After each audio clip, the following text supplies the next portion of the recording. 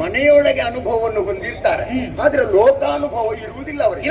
ಇರುವುದಿಲ್ಲ. ಅನುಭವ ಬೇರೆ, ಲೋಕಾನುಭವ ಬೇರೆ. ಹಾಗೆಂದು ನಾವು ಇಲ್ಲಿ ವಿಷಯ ಏನು ಅದು ನಿನಗೆ ಅರ್ಥವಾಗಿಲ್ಲ. ಬೇರೆಯೇ ಮಾತಾಡ್ತಾ ಇದ್ರೆ ನಮ್ಮದ್ದು ಆಗುದಿಲ್ಲ. ನಾವು ಬಂದು ನಿಂತಹ ಜಾಗ ಯಾವುದು ಅಂತ ಭಾವಿಸಿದೀಯಾ? ಯಾವುದು? ಇದು ಜ್ಯೋತಿರ್ಮೇಧ ಅನ್ನುವುದನ್ನು ನೀನು ಕೇಳಿರ್ಬಹುದು. ಸರಿ. ಇಲ್ಲಿಯ ಅರಸ ವೀರಮಣಿ ಎನ್ನುವ ಹಾಗೆ ಹೆಸರು ಅವನನ್ನು. ಶಿವಭಕ್ತನಿದ್ದಾನೆ.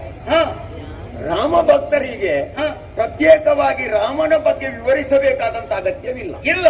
ಹಾಗೆಂದು ಶಿವಭಕ್ತರಿಗೂ ಕೂಡ ವಿವರಿಸಬೇಕಾದಂತ ಅಗತ್ಯ ಏನು ಇರುವುದಿಲ್ಲ.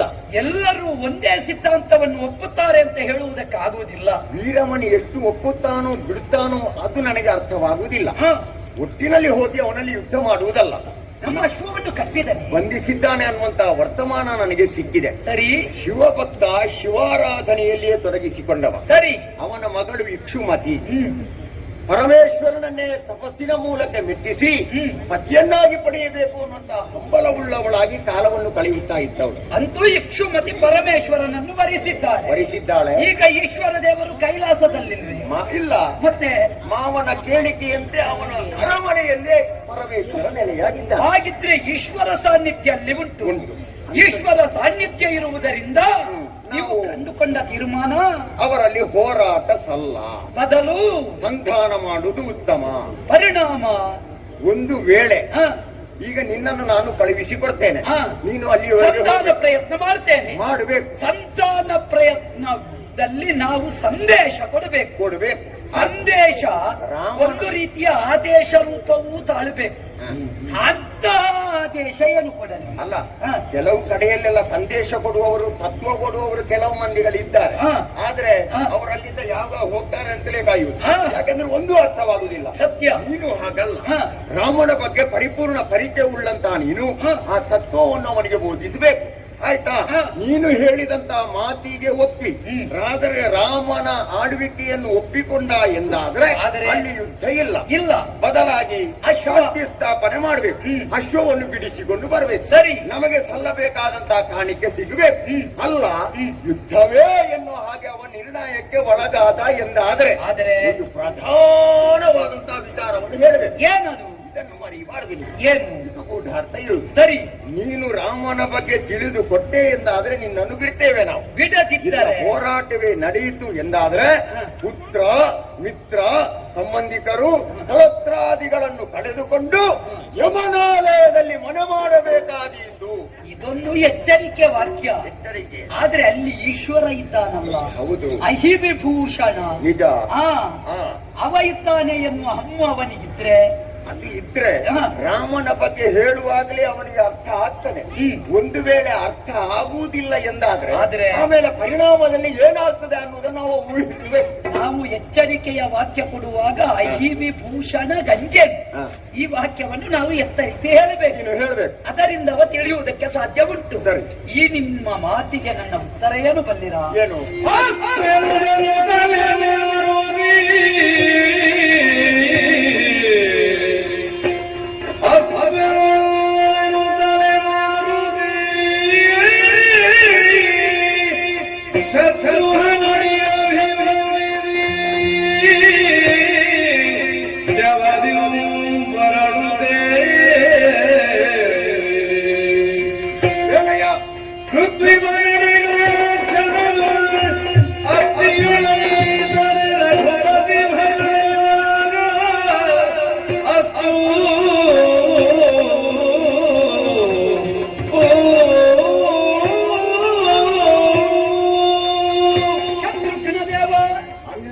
ಇಷ್ಟರವರೆಗೂ ರಾಮನನ್ನು ನಿಮ್ಮ ಮುಖದಲ್ಲಿ ಕಂಡವ ನಾನು.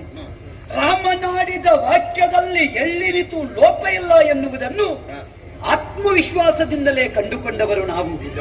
ಈ ಕಾಲಕ್ಕಾಗುವಾಗ ಸಂಧಾನ ಪ್ರಕ್ರಿಯೆಗೆ ಹೋಗುತ್ತೇನೆ.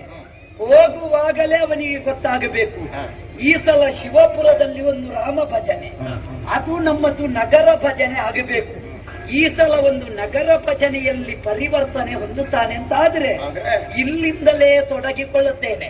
ನಿನ್ನಲ್ಲಿ ಅಸ್ತು ಅವನಿಗೆ ಸಿಗಬೇಕಾದದ್ದು ರಾಮನೆನ್ನುವ ನಿಜವಾದ ಶಕ್ತಿ ದರ್ಶನ.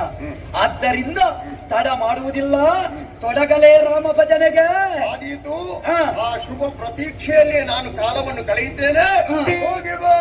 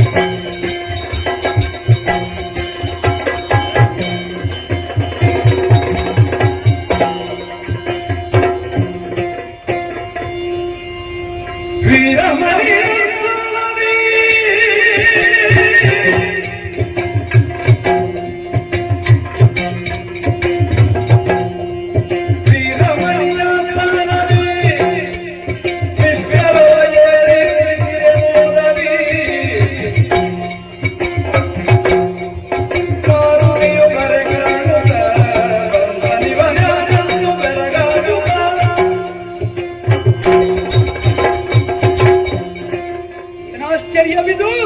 ತರುಗರನು ಇವನೆನುಗಲಿ ಮಂದಿಸದೆ ಇರಲು ಕಾಲಾಪನದಲ್ಲಿ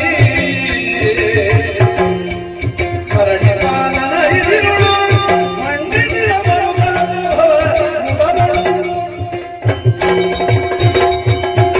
ವೀರಮಣಿಯ ಆಸ್ಥಾನವನ್ನು ಪ್ರವೇಶ ಮಾಡಿದೆ.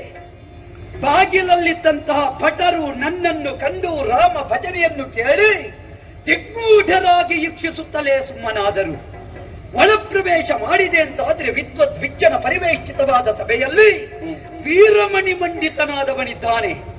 ತಾರಕಿಗಳ ಮಧ್ಯದಲ್ಲಿ ಶೋಭಾಯಮಾನನಾಗಿರುವ ಚಂದ್ರಮನಂತೆ ಉಭಯ ಬಾಹುಗಳ ಭಾಗದಲ್ಲಿದ್ದಾರೆ ಇರುವರು ಮಕ್ಕಳು, ಮಧ್ಯದಲ್ಲಿ ವೀರಮಣಿ. ನಾನಿಲ್ಲಿಗೆ ಬಂದಾಗ ನೋಡಿಯೂ ನೋಡದವರಂತೆ ವರ್ತಿಸ್ತಾನೆ ಅನ್ನುವುದರ ಅರ್ಥ ಏನು? ಕಾರಣ ಗೊತ್ತಾಯಿತು. ಕೆಲವು ಸಲ ನಾವು ಹೋಗುವಾಗಲೇ ನಮ್ಮ ಧನವನ್ನು ಕಾಣಿಸಿಕೊಂಡು ಹೋಗಬೇಕಾಗುತ್ತದೆ. ಯಾರೋ ಭಜನೆ ಮಾಡುವವ ಬಂದಿದ್ದಾನೆ ಅಂತ ಭಾವಿಸಿದ್ದಾನೆ. ಭಜನೆ ಮಾಡುವವನ ಒಳಗಿರುವ ಸತ್ವ ಏನು ತತ್ವ ಏನು ಎನ್ನುವುದನ್ನು ಅರ್ಥ ಮಾಡಿಕೊಳ್ಳಿಲ್ಲ ಇವ. ತರುಚರನು ಇವನೆನ್ನುತ್ತಲಿ. ಒಬ್ಬ ಮಂಗ ಮರದಿಂದ ಮರಕ್ಕೆ ಹಾರುವವ, ಇವನಿಂದ ಏನಾಗುವುದಕ್ಕೆ ಉಂಟು ಎನ್ನುವ ಭಾವ ಇವನಲ್ಲಿ ಅಡಕವಾಗಿದೆ. ಮನ್ನಿಸಲಿಲ್ಲ. ಆಸನ ನೋಡಿ ಎಷ್ಟೆಲ್ಲ ಉಂಟು, ಆದ್ರೂ ಒಂದು ಆಸನ ಕೊಡುವುದಕ್ಕೆ ಇಲ್ಲಿ ವ್ಯವಸ್ಥೆ ಇಲ್ಲ ಇವನಲ್ಲಿ. ಹಾಗಿದ್ರೆ ಇದರ ಅರ್ಥ ಏನು? ನನಗೆ ಆಸನ ಕೊಡುವ ಅಗತ್ಯ ಇಲ್ಲ. ಅಗತ್ಯ ಇಲ್ಲ ಅಂತಾದ್ರೂ ಬಂದವರು ನಾವು ಸರಿಸಮರಿದ್ದೇವೆ ಎನ್ನುವುದನ್ನು ಅವನಿಗೆ ಕಾಣಿಸಿಕೊಡಬೇಕು. ನಾವು ಎಲ್ಲೇ ಹೋಗಲಿ ಹೇಗೇ ಇರಲಿ ನಮ್ಮ ಧನವನ್ನು, ನಮ್ಮ ಸ್ವಾಭಿಮಾನವನ್ನು, ನಮ್ಮ ನೆಲದ ಗುಣವನ್ನು ಮಾತ್ರವಲ್ಲ ನಮ್ಮ ಪರಮಾಧಿಕಾರಿಯ ಮೌಲ್ಯವನ್ನು ಕಡಿಮೆ ಮಾಡಕೂಡದು. ಅದಕ್ಕೆ ಬೇಕಾಗಿ ಇವನ ಪೀಠಕ್ಕೆ ಸರಿಸಮವಾದ ಪೀಠವನ್ನು ಸ್ವಯಂ ನಿರ್ಮಿಸುವ ಸಾಮರ್ಥ್ಯವುಳ್ಳವ ನಾನು. ಆದ್ದರಿಂದಲೇ ನನ್ನ ಬಾಲವನ್ನೇ ಇವನ ಪೀಠಕ್ಕೆ ಒಂದಿಷ್ಟಾದರೂ ಏರಿಕೆ ಆಗಬೇಕು. ಸರಿಯಾದ ಪೀಠವನ್ನು ಬಾಲದಿಂದ ರಚಿಸಿ ಒಂದೊಮ್ಮೆಗೆ ಅದರಲ್ಲೇ ಸ್ಥಿತನಾಗುತ್ತೇನೆ ನೋಡು.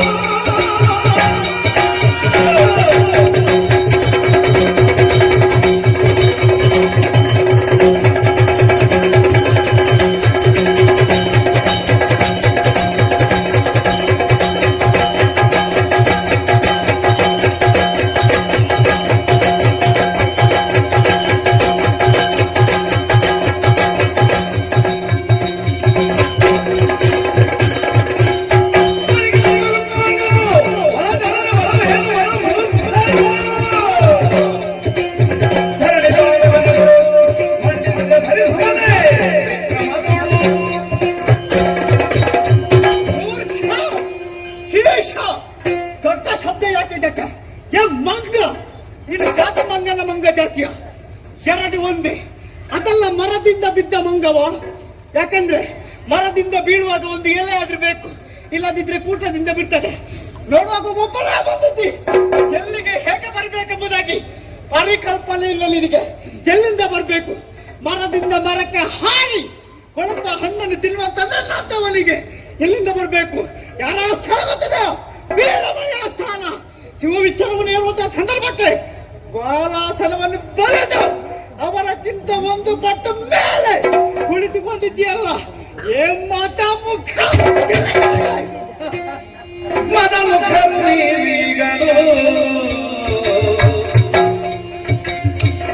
ಶ್ರೀರಾಮ 14 ಜಗಲಿಯೊಳು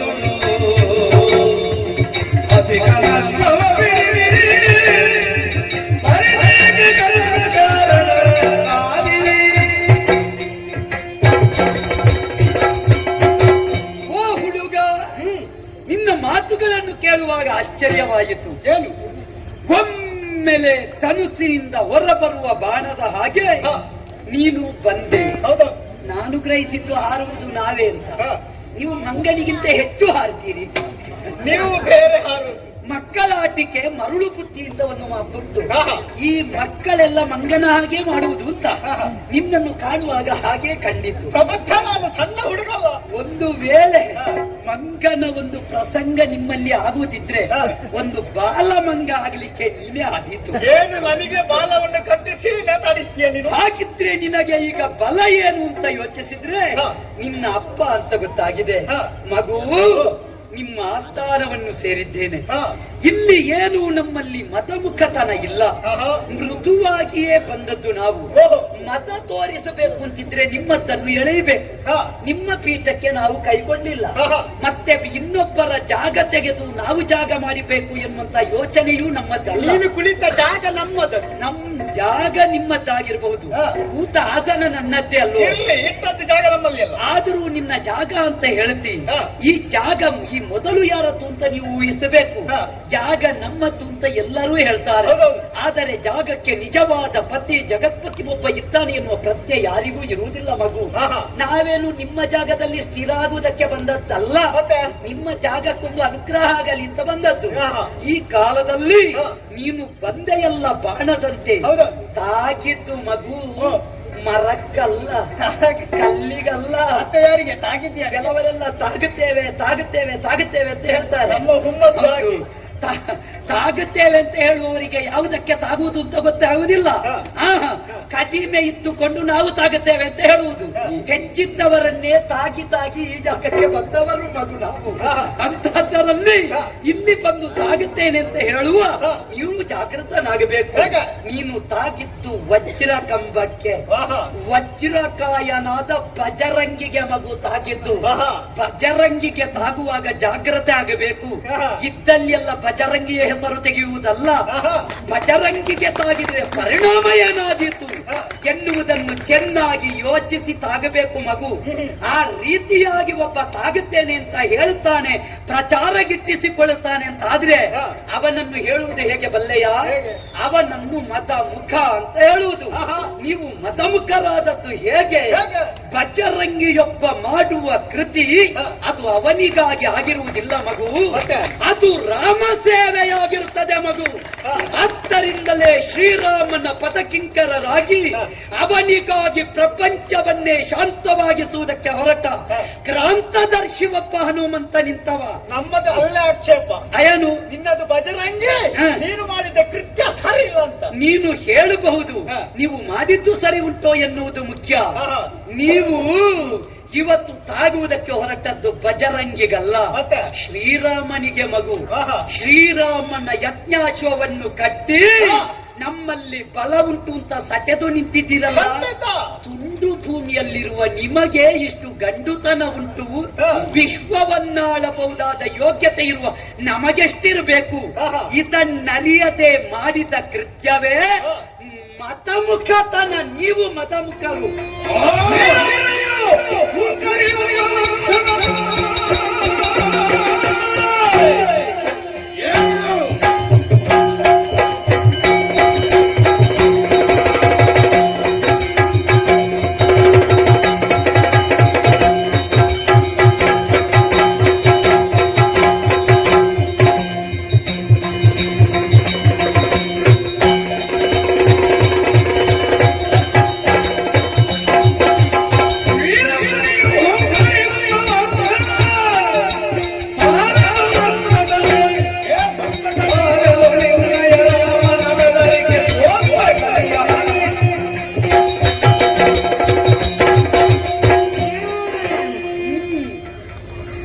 ಬಹಳಷ್ಟು ಮಾತಾಡಿದೆ ನೀನು.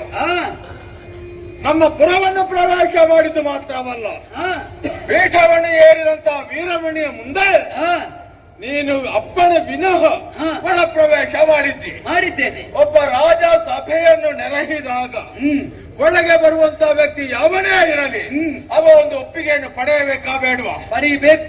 ಇಲ್ಲದಿದ್ರೆ ಒಳ ಬರುವುದಕ್ಕಾಗೋದಿಲ್ಲ. ಒಳಗಿರುವವನು ಧೀಮಂತನಾಗಲಿ ಸಾಮಂತನಾಗಲಿ ಇಂಥವನು ಪೀಠ ಏರಿದ್ದಾನೆ ಎಂದಿದ್ದರೆ ಆ ಊರಿಗೆ ಒಂದು ನೀತಿ ನಿಯಮ ಅಂತ ಇರ್ತದೆ.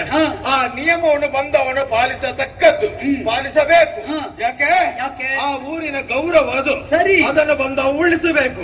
ಒಂದು ವೇಳೆ ಉಳಿಸದೇ ಇದ್ದ ಎಂದಿದ್ದರೆ ಅದು ಅವರ ಸಂಸ್ಕಾರವನ್ನು ಸೂಚಿಸ್ತದೆ. ಅಹಂಕಾರ ಎಂದಾಗ್ತದೆ. ಇದನ್ನೇ ಪ್ರಶ್ನಿಸಿ ನನ್ನ ಮಗನಿನ ಮದ ಮುಖ ಅಂತ ಹೇಳಿದ್ದು. ಈ ಮಂಗಗಳಿಗೆ ಒಂದು ಅಭ್ಯಾಸ ಉಂಟು, ನಾವ್ ಏನಾದ್ರೂ ತೆಗೆದು ಬಿಸಾಡಿದ್ರೆ ಅದನ್ನೇ ತೆಗೆದು ಹಿಂದೆ ಬಿಸಾಡುವುದು. ಹಾಗೆ ನೀನು ಒಬ್ಬ ಮಂಗ ನಿನ್ನನ್ನು ಮದಮುಖ ಅಂತ ಹೇಳಿದಾಗ ನಾನಲ್ಲ ನೀವು ಅಂತ ಹೇಳಿದೆ. ನೀನು ನಾವು ನಿಮ್ಮರ ಮನೆಗೆ ಬಂದು ನಿಮ್ಮೊಪ್ಪಿಗೆಯನ್ನು ಪಡೆಯದೆ ಒಳ ಪ್ರವೇಶ ಮಾಡಿ ನಿಮ್ಮ ಆಸ್ಥಾನಕ್ಕಿಂತ ಹೆಚ್ಚಿನ ಆಸನವನ್ನು ನಿರ್ಮಿಸಿ ನಾವು ಕುಳಿತುಕೊಳ್ಳುತ್ತಿದ್ದರೆ ನಮ್ಮನ್ನು ಹಾಗೆ ಹೇಳಬಹುದಿತ್ತು. ಹಾಗೆ ಹೇಳಲಿಲ್ಲ, ಹಾಗೆ ಮಾಡಲಿಲ್ಲ ನಾವು. ನೀನಾಗಿ ಒಳಗೆ ಬಂದದ್ದು ನಿನ್ನದು ಅಧಿಕ ಪ್ರಸಂಗ. ಆಮೇಲೆ ಹೇಳಿದ್ದಿ ಈ ರಾಜ್ಯ ಅಥವಾ ಈ ನೆಲ ಇದು ನಮ್ಮದ್ದಲ್ಲ, ಇದೇನಿದ್ದರೂ ನಿನ್ನ ರಾಮನದ್ದು ಎಂಬುದಾಗಿ. ಯಾವ ರಾಮನವ? ಅವ ಇಷ್ಟರವರೆಗೆ ಎಲ್ಲಿದ್ದ? ನೀನು ಹೇಳುವಂತ ರಾಮ ಯಾವುದಕ್ಕೆ ಒಡೆಯವ? ಜಗತ್ತಿಗೆ ಒಡೆಯ. ಜಗತ್ತಂದ್ರೆ ನಿಮ್ಮ ಜಗತ್ತಿ ಸಮಸ್ತ ಒಡೆಯ. ಹೌದಾ? ಅವ ಅಯೋಧ್ಯೆಯವ ಅಲ್ವಾ? ನಿಜ. ಈ ಜಗತ್ತಿ ಎನ್ನುವುದು ಅಯೋಧ್ಯೆ ಒಳಗುಂಟ ಹೊರಗುಂಟ? ಈಗ ಒಂದು ದೇವಸ್ಥಾನ ಉಂಟು, ಆ ದೇವಸ್ಥಾನಕ್ಕೊಂದು ವ್ಯಾಪ್ತಿ ಉಂಟು. ಹೌದು. ಆವಾಗ ಕೇಳಲಿಕ್ಕಿಲ್ಲ ಅದು ಊರೇ ಅದಕ್ಕೆ ಹೇಗೆ ಬರ್ತದೆ ಅಂತ. ಆದ್ದರಿಂದ ಅಯೋಧ್ಯೆ ಎನ್ನುವುದು ಕೇಂದ್ರ ಬಿಂದು, ಅದರ ವ್ಯಾಪ್ತಿಗೆ ಇಡೀ ವಿಶ್ವವೇ ಸೇರಲ್ಪಡ್ತದೆ. ಜ್ಯೋತಿರ್ಮಯತ ಎನ್ನುವುದು ಅದರಿಂದ ಪ್ರತ್ಯೇಕ ಉಂಟು. ಯಾಕೆಂದರೆ ನಿಮ್ಮ ರಾಮನ ಆಳ್ವಿಕೆಯನ್ನು ಜ್ಯೋತಿರ್ಮಯನ ವೀರಮಣಿ ಒಪ್ಪಿಕೊಂಡದ್ದಿಲ್ಲ. ಸತ್ಯಕ್ಕೆ ಅಲ್ಲಲ್ಲ, ಇಷ್ಟರವರೆಗೂ ಒಪ್ಪಿಕೊಂಡದ್ದಿಲ್ಲ. ಸತ್ಯಕ್ಕಂತಲ್ಲ, ಇಷ್ಟರವರೆಗೂ ಒಪ್ಪಿಕೊಂಡದ್ದಿಲ್ಲ. ಇನ್ನು ಭವಿಷ್ಯತ್ತಿನ ವಿಷಯ ಬಿಟ್ಟು ಬಿಡುವ, ಅದು ನಾಳೆಗೆ ಸಂಬಂಧಪಟ್ಟದ್ದು. ಹಾಗಂತಲೇ ನಿಮಗೆ ಕೊಡಬೇಕಾದ ಕಪ್ಪ ಕಾಣಿಕೆ ನಾವು ಕೊಟ್ಟದ್ದಿಲ್ಲ, ನಿಮಗೆ ಶರಣು ಬಂದದ್ದಲ್ಲ. ಹಾಗಾದ್ರೆ ಜ್ಯೋತಿರ್ಮಯ ತಾಯಿ ಎನ್ನುವುದು ನಿನ್ನ ರಾಮನ ಅಂಕಿಗೆ ಒಳಪಟ್ಟಿದೆ ಎಂಬುದನ್ನು ಹೇಗೆ ಹೇಳೋದು? ಆ ಕಾರಣದಿಂದಲೂ ನೀವು ಅಥವಾ ನಿಮಗೆ ಶರಣು ಬರುವವರು ನಾವು ಎನ್ನುವ ಒಂದೇ ಒಂದು ಕಾರಣಕ್ಕಾಗಿ ಅಪ್ಪಣೆ ವಿನಃ ಒಳ ಪ್ರವೇಶ ಮಾಡಿದ್ದು ಎಂಬುದಾಗಿ ಹೇಳುವುದಕ್ಕಾಗುವುದಿಲ್ಲ. ಮತ್ತೆ ನಿನ್ನ ರಾಮನ ಬಗ್ಗೆ ನಾನೇನು ಕೇಳದವನ ಅಲ್ಲವೇ ಅಲ್ಲ, ಅವನ ಬಗ್ಗೆ ಸಾಕಷ್ಟು ವಿಚಾರವನ್ನು ಸಂಗ್ರಹಿಸಿದ್ದೇನೆ. ಅವ ಒಬ್ಬ ಮಾನವನಾಗುವುದಕ್ಕೂ ಯೋಗ್ಯತೆಯನ್ನು ಸಂಪಾದಿಸಿಕೊಂಡು ಜನ್ಮವನ್ನು ಪಡೆದವನ ಅಲ್ಲವೇ ಅಲ್ಲ. ಅಂತವನನ್ನು ಅವನ ಭಜನೆ ಮಾಡಿಕೊಂಡು ನೀನು ಒಳ ಪ್ರವೇಶ ಮಾಡಿದಾಗ ನಮ್ಮವರು ಮುಖ ನೋಡದೆ ನಿನಗೆ ಹಣ್ಣು ಕಾಯಿ ಕೊಟ್ಟು ಗೌರವವನ್ನು ಕೊಡ್ಲಿಕ್ಕುಂಟ. ಹಾಗೆ ನಮ್ಮವರು ಈ ಮಂಗವಂತದ್ದು ಎನ್ನುವ ಕಾರಣಕ್ಕಾಗಿ ತಟಸ್ಥರಾಗಿದ್ದಾರೆ. ಸರಿ, ಇಲ್ಲದಿದ್ದರೆ ಈ ವೇಳೆಗೆ ನಿನಗೆ ಬೇಕಾದ ವ್ಯವಸ್ಥೆನ ಹೊರೆ ಮಾಡ್ತಿದ್ರು. ಎಲ್ಲ ಸುಮ್ಮನಿದ್ದಾರೆ ಎಂದಿದ್ದರೆ ಏನಿದರ ಅರ್ಥ? ಅವರಿಗೆ ಸಂಸ್ಕಾರ ಉಂಟು ಎನ್ನುವುದು. ಆದ್ದರಿಂದ ನಿನ್ನ ರಾಮನ ಬಗ್ಗೆ ನಾನೊಂದು ಮಾತು ಕೇಳುತ್ತೇನೆ, ಅವನೇನು ಕಲಿಯೋ ಅದನ್ನು ಹೇಳು ನೋಡೋಣ. ನೀನು ಕಲಿತದ್ದು ಕಡಿಮೆ ಆಯಿತು ವೀರಮಣಿ. ಹೇಗೆ? ಕಲಿಗವಾ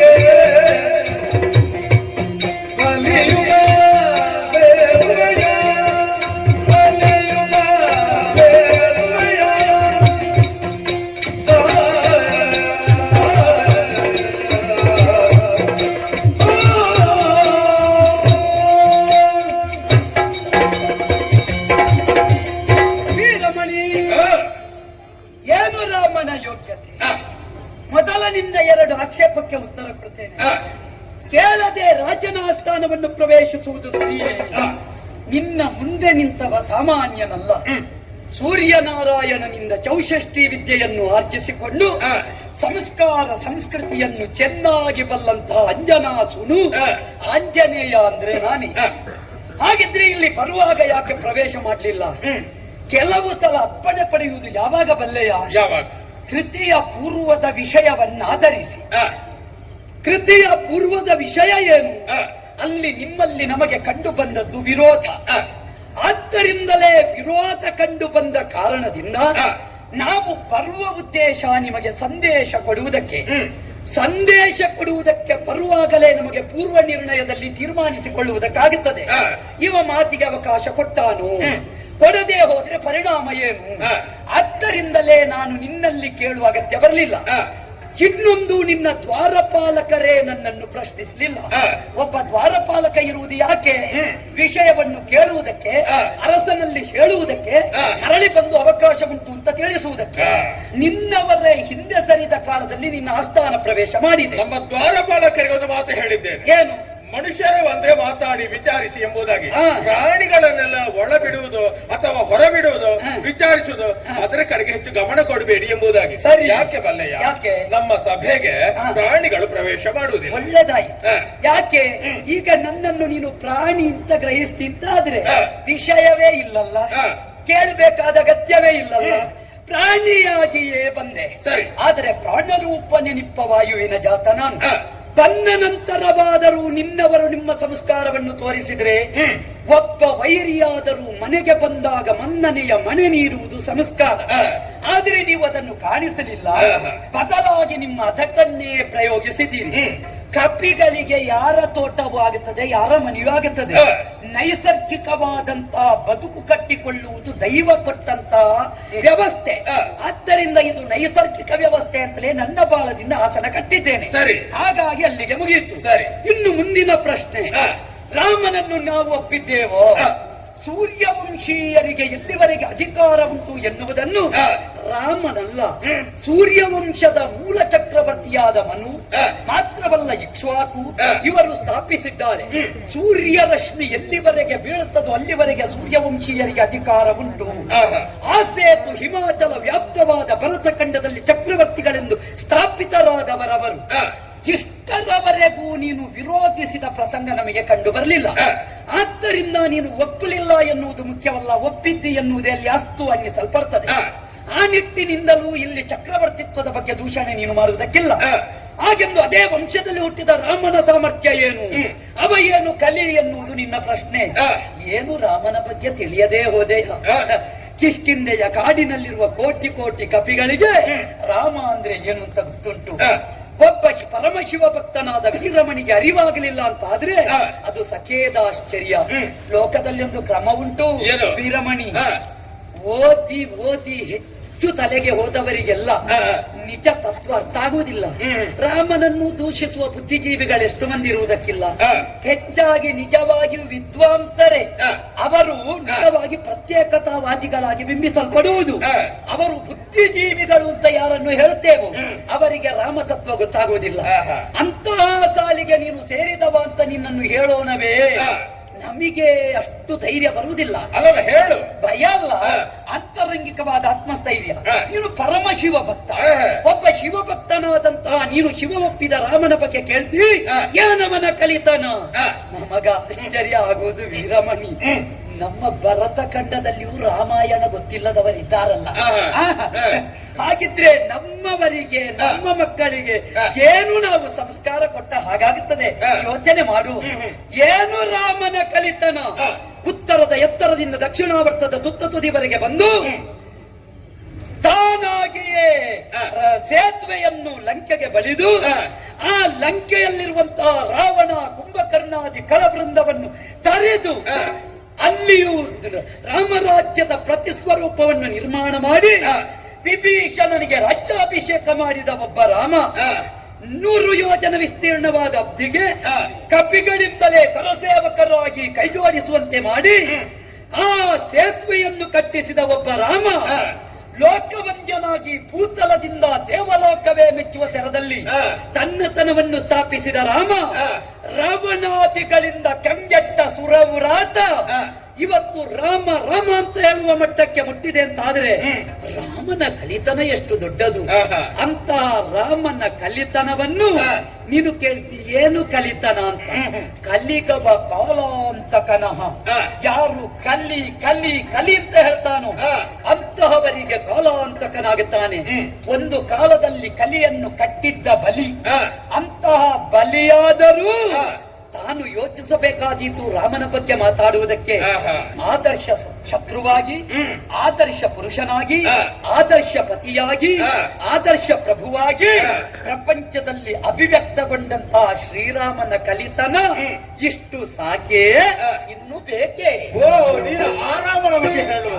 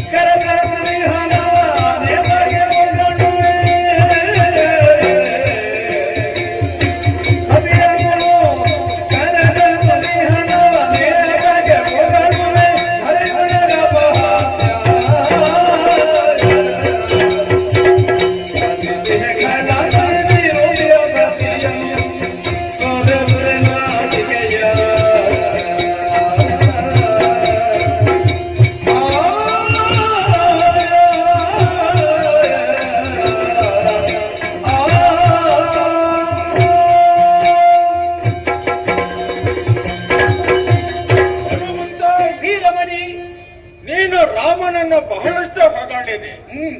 ಅಂದ್ರೆ ಇಲ್ಲಿ ರಾಮನ ಬಗ್ಗೆ ಏನು ತಿಳಿದವರಿಲ್ಲ ಎನ್ನುವಂತ ಭಾವನೆ ನಿನಗಿರುವುದು. ಆದ್ದರಿಂದ ಅವನನ್ನು ಹೊಗಳುವುದರ ಮುಖ್ಯವಾಗಿ ಅವನೊಬ್ಬ ಸರ್ವಶ್ರೇಷ್ಠ ವ್ಯಕ್ತಿ ಎಂಬುದನ್ನು ಪ್ರತಿಷ್ಠಾಪಿಸಬೇಕೆನ್ನುವ ಉದ್ದೇಶ ನಿನಗಿರುವುದು. ಹೊಗಳಿಕೆಲ್ಲ ಇದು ವಾಸ್ತವ. ಹೌದಪ್ಪ, ನಿಮಗೆ ವಾಸ್ತವ. ನಮಗೇನು ಗೊತ್ತಿಲ್ಲದಿದ್ರೆ ಅದನ್ನು ವಾಸ್ತವ ಅಂತ ನಾವು ತಿಳಿಯಬಹುದಿತ್ತು. ಈ ಪ್ರಪಂಚದಲ್ಲಿ ಒಂದು ನಿಯಮ ಉಂಟು, ರಾತ್ರಿಯ ಹೊತ್ತು ಮಕ್ಕಳನ್ನು ಹೊರಗೆ ಬಿಡುವುದಿಲ್ಲ. ಯಾಕೆ? ಆ ಮಕ್ಕಳಿಗೆ ಏನಾದ್ರೂ ಹೆಚ್ಚು ಕಡಿಮೆ ಆದೀತು ಎಂಬುದಾಗಿ ಹಿರಿಯರಿಗೊಂದು ಹೆದರಿಕೆ. ಆವಾಗ ಮಕ್ಕಳಿಗೆ ಹೊರಗೆ ಹೋಗಬೇಡಿ ಎಂಬುದಾಗಿ ಹೇಳಿದ್ರೆ ಕೇಳುವುದಿಲ್ಲ, ಕಡು ತಪ್ಪಿಸಿ ಆದ್ರೂ ಹೊರಗೆ ಹೋಗ್ತಾರೆ. ಅದಕ್ಕೇನು ಮಾಡ್ತಾರೆ, ಹಿರಿಯರೊಂದು ಗುಮ್ಮನ ಕಥೆಯೋ ಅಥವಾ ಭೂತದ ಕಥೆಯೋ ಹೇಳುವುದು. ಇದನ್ನು ಮಕ್ಕಳು ಸತ್ಯ ಅಂತ ನಂಬುತ್ತಾರೆ. ಆಮೇಲೆ ಹೊರಗೆ ಜೀವನದಲ್ಲಿ ಹೋಗುವುದಿಲ್ಲ. ಅದೊಂದು ದಾರಿ.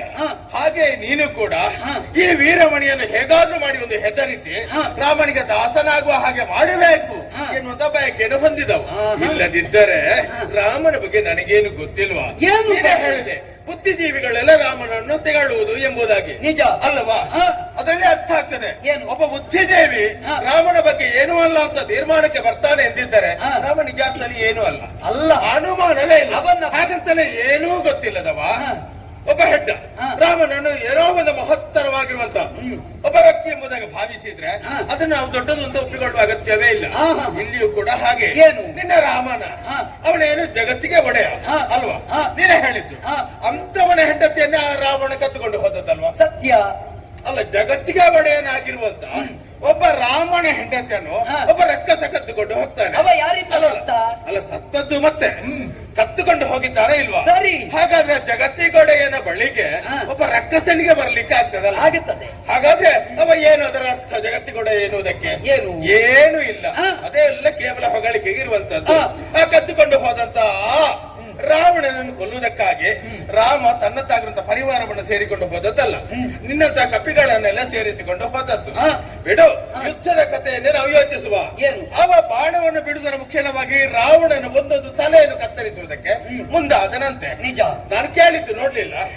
ಒಂದೊಂದು ತಲೆಯನ್ನು ಕತ್ತರಿಸುವುದಕ್ಕೆ ಮುಂದಾದ ನಾನು ನೋಡಿದ್ದು. ಸರಿ, ಆದ್ರೆ ನೀನೀಗ ಹೇಳು, ಅವ ಕತ್ತರಿಸಿದ ಹಾಗೆ ತಲೆ ತುಂಡಾಗಿ ಮತ್ತೆ ಚಿಗುರುತ್ತಾ ಇತ್ತಂತೆ. ಹೌದಾ? ಇದು ಖಂಡಿತ ಅಲ್ಲ. ಜಗತ್ತಿಗೆ ಒಡೆಯನಾಗಿದ್ದರೆ ಅವನಿಗೆ ಮೊದಲೇ ಆ ರಾವಣನ 10 ತಲೆಯನ್ನು ಒಮ್ಮೆಲೇ ತುಂಡರಿಸುವುದಕ್ಕೆ ಆಗುತ್ತಿರ್ಲಿಲ್ವಾ? ಆಗತ್ತಿತ್ತು. ಅಲ್ಲ ಬಿಡು, ಅದಕ್ಕೆ ಆಧಾರ ಮತ್ತೆ ಹೇಳುವ ಕೇಳು. ಇಲ್ಲ ಇನ್ನ ಎಲ್ಲಾ ಪ್ರಶ್ನೆಗೂ ಉತ್ತರ ಕೊಡುವ. ಈಗ ರಾವಣನನ್ನು ಅವ ಕೊಂದಿದ್ದಾನೆ, ನೀನೇ ಹೇಳಿದ್ದು. ಅಲ್ಲ ಕೊಂದದ್ದು ರಾಮ, ಹೌದಲ್ವಾ? ಪ್ರಶ್ನೆ ಇಟ್ಟು ಕೊನೆಗೆ ಪರಿಹಾರ ಆಯ್ತು. ಪ್ರಶ್ನೆ ಇಡು, ಪರಿಹಾರ ಮತ್ತೆ ಕೊಡುವ. ಈಗ ರಾವಣನನ್ನು ರಾಮ ಕೊಂದ, ಇದು ನೀವೆಲ್ಲ ಹೇಳಿಕೊಂಡು ಬರುವುದು. ಈಗ ರಾಮ ಏಕಾಂಗಿಯಾಗಿ ರಾವಣನನ್ನು ಕೊಂದದ್ದ ಅಲ್ವೇ? ಅಲ್ಲ, ಮತ್ತೆ ವಿಭೀಷಣ ಅಲ್ಲಿದ್ದುಕೊಂಡು ಸಕಾಲದಲ್ಲಿ ಸೂಚನೆಯನ್ನು ಕೊಟ್ಟದ್ದು. ಸರಿ. ಈ ವಿಭೀಷಣ ಎನ್ನುವವ ಅವರ ರಕ್ಕಸರ ವರ್ಗದಲ್ಲಿದ್ದವ. ಅವನ ಬುದ್ಧಿ ಹೇಗೆ ಇರಲಿ, ಆದ್ರೆ ನಾನು ತಿಳಿದ ಹಾಗೆ ಅವನಿಗೆ ಈ ರಾವಣನ ವೈಭವ, ಲಂಕೆಯ ಸಂಪತ್ತು ಇದನ್ನೆಲ್ಲ ಕಂಡಾಗ ತಾನೊಮ್ಮೆ ಪೀಠವನ್ನು ಏರಬೇಕು ಎನ್ನುವಂತ ಆಸೆ ಆಯ್ತು. ರಾವಣ ಇರುವಾಗ ವಿಭೀಷಣ ಪೀಠ ಏರುವುದಕ್ಕಾಗ್ತದ? ಆಗುವುದಿಲ್ಲ. ಹಾಗಾದ್ರೆ ಏನಾಗಬೇಕು? ರಾವಣನನ್ನು ಸಾಯಿಸಬೇಕು. ತಮ್ಮನೇ ಅಣ್ಣನನ್ನು ಕೊಂದರೆ ಪ್ರಪಂಚದ ಅಪಹಾಸ್ಯಕ್ಕೆ ಒಳಗಾಗ್ತಾನ ಇಲ್ವಾ? ಆವಾಗ ಅವ ಯೋಚಿಸಿದ, ಇನ್ನು ಹೀಗಲ್ಲಪ್ಪ, ಯಾರಾದ್ರೂ ಹಿಂದಿನಿಂದ ಹೊಡೆಯುವವರಿದ್ರೆ ಅವರನ್ನು ಕರೆಸಿಕೊಂಡು ರಾವಣನನ್ನು ಸಾಯಿಸಬೇಕು. ಆವಾಗ ಪೀಠ ತನಗೆ ಸುಲಭದಲ್ಲಿ ಬರ್ತದೆ. ಯಾಕೆಂದ್ರೆ ರಾವಣನಿಗೆ ಮತ್ತೊಬ್ಬ ತಮ್ಮ ಇದ್ದ, ಕುಂಭಕರ್ಣ. ಅವ ಎಚ್ಚರದಲ್ಲಿ ಇರ್ಲಿ ಇಲ್ಲ. ಅವ ಎದ್ರೆ ಮಾತ್ರ ಒಮ್ಮೆ ಬೇಕಾದಷ್ಟು ತಿನ್ನುವುದು, ಮತ್ತೆ ಮಲಗಿದ್ರೆ 6 ತಿಂಗಳು ಹೇಳುವುದಿಲ್ಲ. ಹಾಗಾಗಿ ಅವನ ಬಗ್ಗೆ ತಲೆ ಕೆಡಿಸಿಕೊಳ್ಳಬೇಡ. ರಾವಣ ಸತ್ರೆ ಪೀಠ ತನಗೆ ಬರ್ತದೆ ಎನ್ನುವುದು ಅವನಿಗೆ ಧೈರ್ಯ ಉಂಟು. ಅದಕ್ಕೆ ಬೇಕಾಗಿ ಹಿಂದಿನಿಂದ ಹೊಡೆಯುವ ಆ ಕಾಲದಲ್ಲಿ ಯಾರಿದ್ದ ಯೋಚಿಸಿದ. ಆವಾಗ ಅವನಿಗೆ ಉತ್ತರ ಸಿಕ್ಕಿತು. ಒಬ್ಬ ವಾಲಿ ಎನ್ನುವ ಇದ್ದ, ಅವನಿಗೆ ಮರೆಯಲ್ಲಿ ನಿಂತು ಬಾಣವನ್ನು ಪ್ರಯೋಗಿಸಿ ಕೊಂದವ ರಾಮ, ನಾವು ಕೇಳಿದ್ದೇವೆ. ಹಾಗಾದ್ರೆ ಆ ರಾಮನ ಸಹಾಯವನ್ನು ಪಡೆದ್ರೆ ಹೇಗಾದ್ರೂ ಆದೀತು ರಾವಣನ ಸಾಯಿಸಬಹುದು ಎಂಬುದಾಗಿ ಯೋಚಿಸಿ ರಾಮನ ಬಳಿಗೆ ಬಂದ. ಯುದ್ಧ ಪ್ರಾರಂಭ ಆಯ್ತು. ಎಷ್ಟೋ ಮಂದಿ ರಕ್ಕಸರು ಬಂದ್ರು, ಆದ್ರೆ ರಾಮ ತನ್ನ ಸ್ವಯಂ ಬುದ್ಧಿಯಿಂದ ಯಾವ ರಕ್ಕಸರನ್ನು ಕೊಂದದ್ದಲ್ಲ. ಎಲ್ಲ ವಿಭೀಷಣನನ್ನು ಕೇಳುದು, ಅವ ಯಾರು ಬಂದವ, ಅವನಿಗೆ ಅಷ್ಟು ಕೈ ಉಂಟು, ಅವ ಅಷ್ಟು ಎತ್ತರದಲ್ಲಿದ್ದಾನೆ, ಅವ ರಥದಲ್ಲಿದ್ದಾನೆ, ಇವ ಕುದುರೆಯಲ್ಲಿದ್ದಾನೆ, ಅವನ ಕೈಯಲ್ಲಿ ಕತ್ತಿ ಇಟ್ಟು, ಕತ್ತಿ ಹೇಗೆ ಬಂದದ್ದು, ಇದನ್ನೆಲ್ಲ ಕೇಳುದು. ಇವ ಒಂದೊಂದೇ ಉತ್ತರ ಕೊಡುದು. ಯಾಕೆ?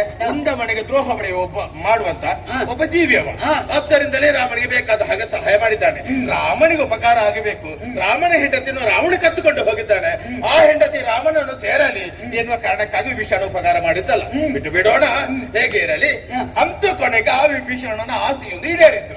ರಾವಣ ಸತ್ತ, ಅಮುಖೇನವಾಗಿ ಪೀಠವನ್ನು ಏರಿದ. ಸೀತೆಯನ್ನು ಹಿಂದೆ ಪಡೆಯುವ ಸಂದರ್ಭ ಬಂತು. ಆವಾಗ ರಾಮ ಹೇಳುವುದಂತೆ, ಮೊದಲು ಸೀತೆಯನ್ನು ಕಳಕೊಂಡಾಗ ರಾಮ ಅತ್ತದ್ದು, ತಾವರೆಯನ್ನು ಕಂಡಾಗ ಸೀತಾ ಸೀತಾ ನಿನ್ನ ಮುಖವೇ ಕಾಣುತ್ತಾ, ಅಡವಿ ಗಿಡ ಮರ ಬಳ್ಳಿ ಅರಿಶಿಣದ ಪುಡಿಯಂತೆ ಕಾಣುತ್ತಿದೆ. ಹೌದು, ಅಡಿಗಾಡಿಗೆ ಅವ ಬೀಳುವುದು. ಆವಾಗ ಅವನ ಜೊತೆಯಲ್ಲಿದ್ದಂತ ತಮ್ಮ ಗಾಳಿ ಹಾಕುವುದು, ಇವ ಎತ್ತರ ಆಗುದು, ಸೀತಾ ಸೀತೆ ಅಂತ ಓಡಿ ಹೋಗುದು.